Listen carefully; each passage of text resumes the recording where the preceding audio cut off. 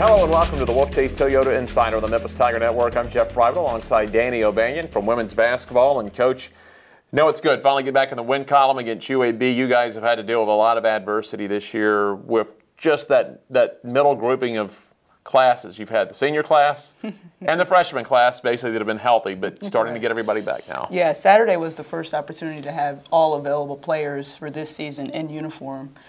Except for Asia Jones, who we would not expect back in uniform. Right.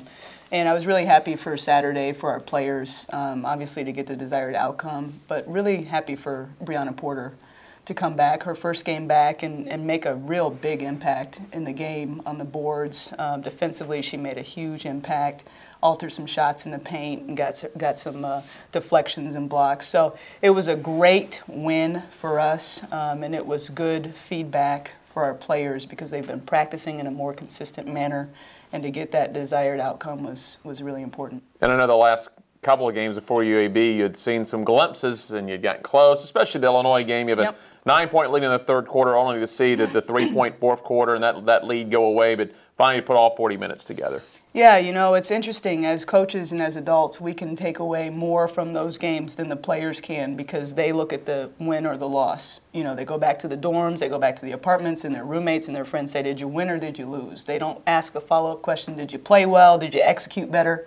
And so it was tough for Illinois for us to have that lead and then not to get the W, but Saturday was big. I think big for everybody to get a little bit more of their confidence back and to see that what we're working to do works. And so that we would stick with it longer. Having Brianna, too, add some experience and some depth in the post. She did what you want Brianna Porter to do. She's not in there to get you 15 to 20 points a game. She's in there to play defense and rebound. Yeah, she was a physical presence that we've been missing. You know, Jasmine James and Elena Davis have filled in admirably.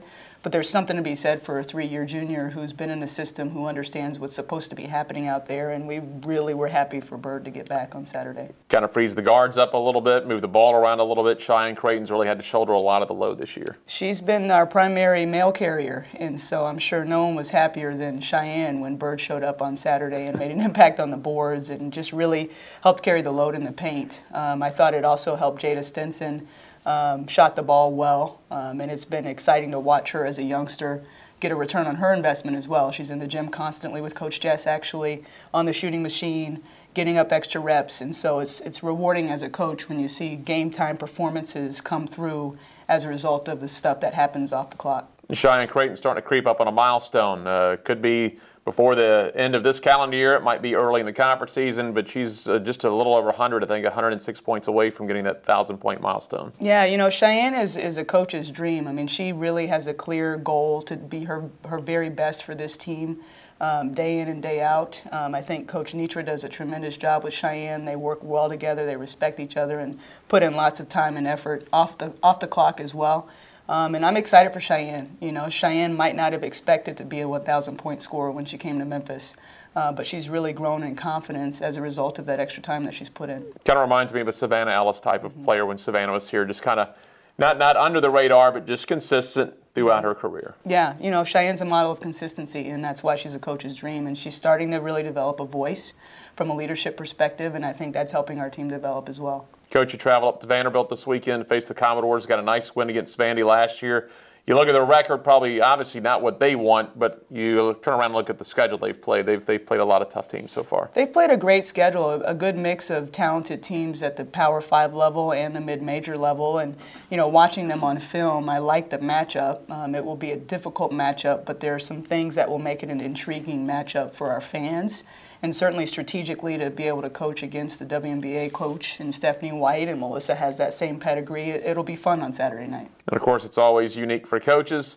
They have the elevated court down there. You guys will be down along the baseline. Melissa said on the post game the other day it'll be different. The players have to listen to you all the way. Well, hopefully they listen to you all the way down from the opposite baseline. Yeah, it's a unique environment. There are very few venues anymore that have those types of quirks.